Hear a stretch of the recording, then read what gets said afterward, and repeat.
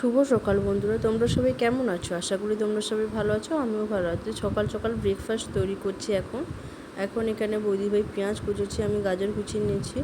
এদিকে জলটা গরম করতে বসিয়ে দিয়েছি, আর এদিকে ম্যাগি প্যাকেট আছে, যেহেতু ম্যাগি খাবো। আর এইখানে দেখো ডিমটা ভেজে নিচ্ছি।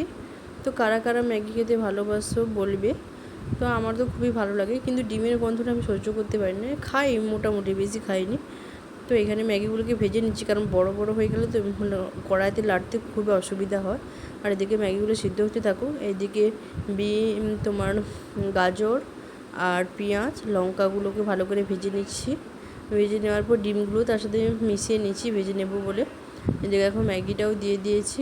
প্রচুর ছোটো কড়াই অনেকগুলোই ম্যাগি, লাড়তে খুবই অসুবিধা হচ্ছে, তো ধীরে ধীরে লাড়তে হবে। দেখো কালারটা কেমন এসছে তোমরা বলবে। মোটামুটি ঠিকই আছে। আর এদিকে ম্যাগি হচ্ছে, আর পাশের বাড়ি থেকে এসছে এটা একটা চাটনি টাইপের, আর এগুলো দিয়ে গেছে।